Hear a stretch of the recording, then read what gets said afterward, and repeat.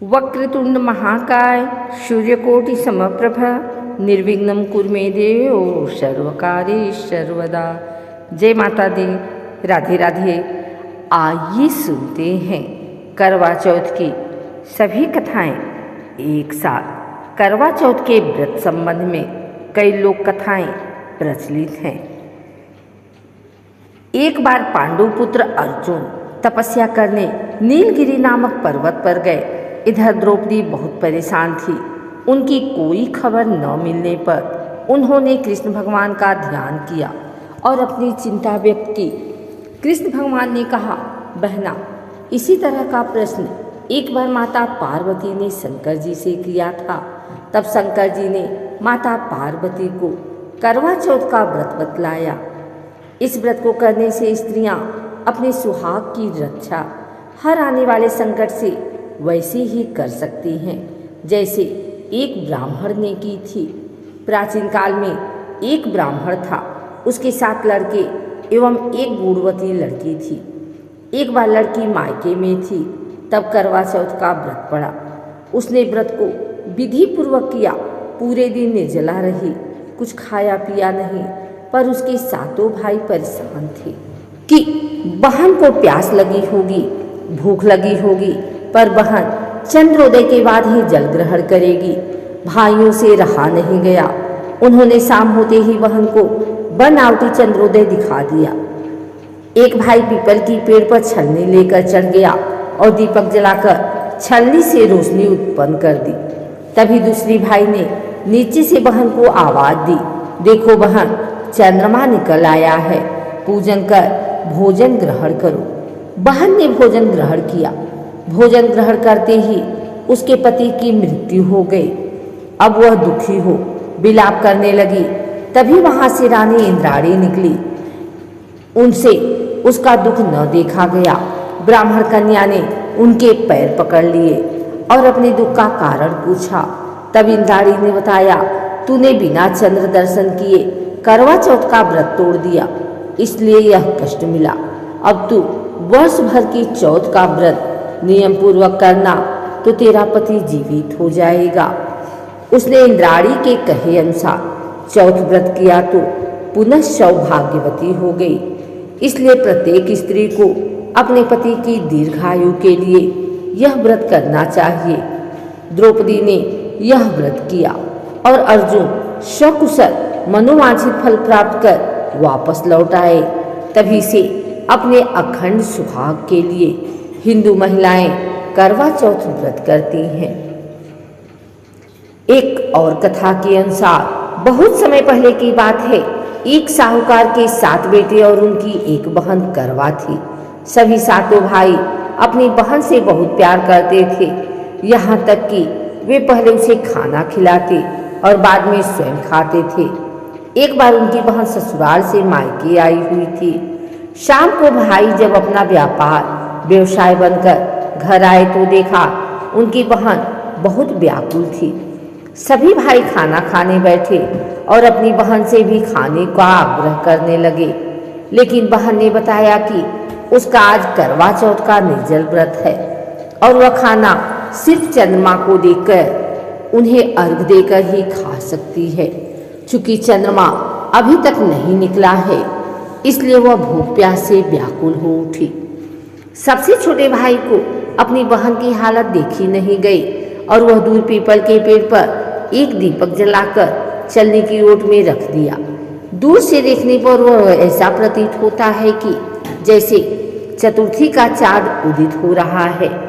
इसके बाद भाई अपनी बहन को बताता है कि चाँद निकल आया है, तुम उसे अर्घ देने के बाद भोजन कर सकती हो।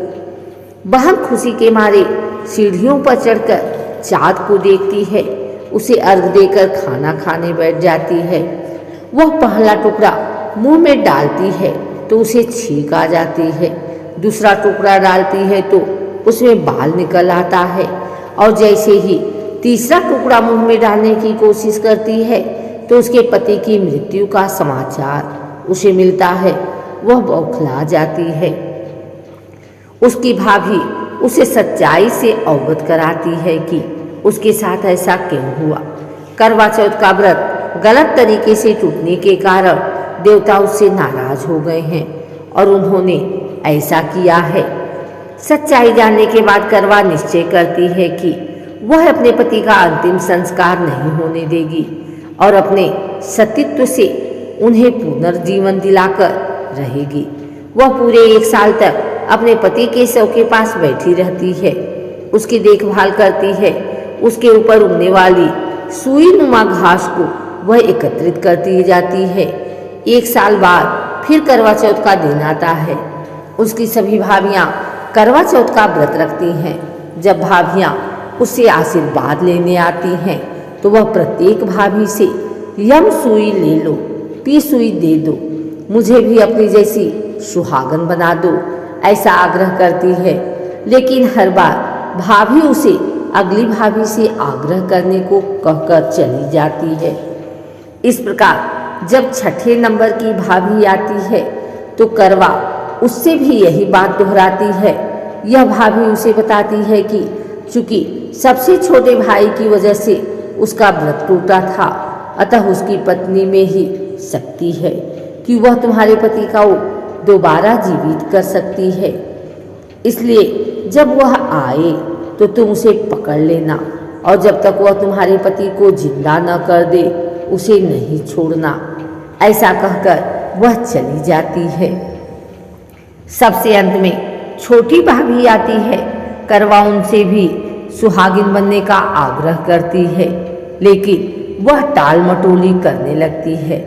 इसे देख करवा उन्हें जोर से पकड़ लेती है और अपने सुहाग को जिंदा करने के लिए कहती है। भाभी उससे छुड़ाने के लिए नोचती है, खसुटती है, लेकिन करवा नहीं छोड़ती है। अंत में उसकी तपस्या को देख भाभी पसीज जाती है और अपनी छोटी अंगुली को चीरकर उसमें से अमृत उसके पति के मुंह में डाल देती है। करवा का पति तुरंत श्री गणेश कहता हुआ उठ बैठता है। इस प्रकार प्रभु कृपा से उसकी छोटी भाभी के माध्यम से करवा को अपना सुहाग वापस मिल जाता है। हे श्री गणेश, माँ गौरी, जिस प्रकार करवा को चिर सुहागन का वरदान आपसे मिला है, वैसा ही सब सुहागिनों को मिले। एक अन्य कथा के अनुसार इस कथा का सार यह है कि शाकप्रस्थपुर वेद धर्मा ब्राह्मण की विवाहिता पुत्री बीरवती ने करवा चौथ का व्रत किया था। नियमानुसार उसे चंद्रोदय के बाद भोजन करना था, परंतु उससे भूख नहीं सही गई और वह व्याकुल हो उठी। उसके भाइयों से अपनी बहन की व्याकुलता देखी नहीं गई और उन्होंने पीपल की आड़ में आतिशबाजी का सुंदर प्रकाश फैलाकर चंद्रोदय दिखा दिया और बीरवती को भोजन करा दिया। परिणाम यह हुआ कि उसका पति तत्काल अदृश्य हो गया। अधीर बीरवती ने 12 महीने तक प्रत्येक चतुर्थी को व्रत रखा और करवा चौथ के दिन उसकी तपस्या से उसका पति पुनः प्राप्त हो गया। पुराणों के अनुसार करवा नाम की एक पतिव्रता धोबीन अपने पति के साथ तुंगभद्रा नदी के किनारे स्थित गांव में रहती थी। उसका पति बूढ़ा और निर्बल था। एक दिन जब वह नदी के किनारे कपड़े धो रहा था, तभी अचानक एक मगरमच्छ वहां आया और धोबी के पैर अपने दांतों में दबाकर यमलोक की ओर ले जाने लगा। वृद्ध पति यह देख घबराया और जब उससे कुछ कहते नहीं बना तो वह करवा करवा कहकर अपनी पत्नी को पुकारने लगा। पति की पुकार सुनकर धोबीन करवा वहां पहुंची तो मगरमच्छ उसके पति को यमलोक पहुंचाने ही वाला था। तब करवा ने मगर को कच्चे धागे से बांध दिया और मगरमच्छ को लेकर यमराज के द्वार पहुंची। उसने यमराज से अपने पति की रक्षा करने की गुहार लगाई और साथ ही यह भी कहा कि मगरमच्छ को उसके इस कार्य के लिए कठिन से कठिन दंड देने का आग्रह किया और बोली, हे भगवान, मगरमच्छ ने मेरे पति के पैर पकड़ लिए हैं। आप मगरमच्छ को इस अपराध के दंड स्वरूप नरक भेज दें। करवा की पुकार सुन यमराज ने कहा, अभी मगर की आयु शेष है, मैं उसे अभी यमलोक नहीं भेज सकता। इस पर करवा ने कहा, अगर आपने मेरे पति को बचाने में मेरी सहायता नहीं की तो मैं आपको श्राप दूंगी और नष्ट कर दूंगी। करवा का साहस देख यमराज भी डर गए और मगर को यमपुरी भेज दिया। साथ ही करवा के पति को दीर्घायु होने का वरदान दिया। तब से कार्तिक कृष्ण की चतुर्थी को करवा चौथ व्रत का प्रचलन में आया, जिसे इस आधुनिक युग में भी महिलाएं अपने पूरी भक्ति भाव के साथ करती हैं और भगवान से अपने पति की लंबी उम्र की कामना करती हैं। अगर आपको हमारी वीडियो अच्छी लगी हो तो इसे लाइक करें, कमेंट करें, शेयर करें। हमारे चैनल को सब्सक्राइब करके बेल नोटिफिकेशन ऑल पर सेट कर लें ताकि आगे आने वाली वीडियो सबसे पहले आप तक पहुंच सके। धन्यवाद।